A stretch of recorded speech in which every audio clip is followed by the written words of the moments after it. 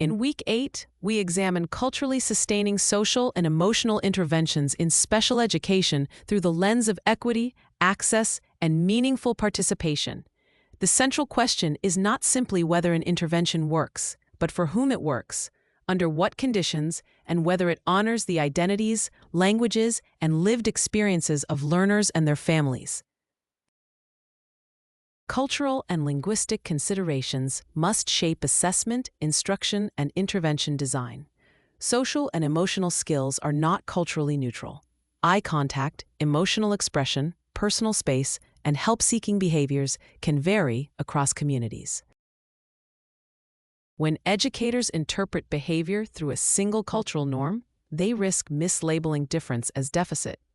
Culturally responsive practice begins with asset-based inquiry. What strengths does the student bring? What communicative practices are valued in the family and community? How does language difference influence participation, regulation, and peer relationships? Family-centered and community-centered approaches are essential for sustainable impact. Families are not peripheral stakeholders. They are co-constructors of meaning and co-designers of intervention. Effective collaboration includes multilingual communication, respectful listening, and shared goal setting. Community partnerships extend this work by integrating local knowledge, cultural traditions, and support networks into intervention planning. When schools build on community assets, SEL becomes more relevant, more durable, and more ethically grounded. Bias in behavioral interventions must also be addressed directly. Disproportionality in discipline and special education identification often reflects implicit bias, unequal expectations, and culturally mismatched systems.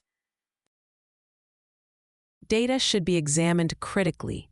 Are referral patterns consistent across groups? Are office discipline consequences applied equitably?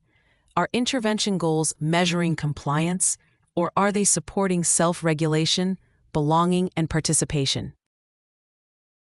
Rigorous practice requires ongoing reflection, disaggregated data analysis, and team accountability. Culturally sustaining SEL moves beyond adaptation toward affirmation and preservation. It supports students in developing emotional literacy, relationship skills, and self-advocacy while sustaining their home languages, cultural practices, and identities. In practice, this may include bilingual social narratives, community-informed restorative practices, and strengths-based coaching that validates diverse ways of expressing emotion and building connection. The goal is not assimilation into dominant norms, but inclusion that preserves cultural integrity.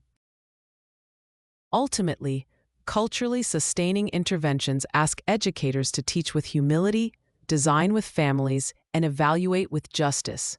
When special education embraces this framework, SEL becomes not only effective, but equitable, humanizing, and academically defensible.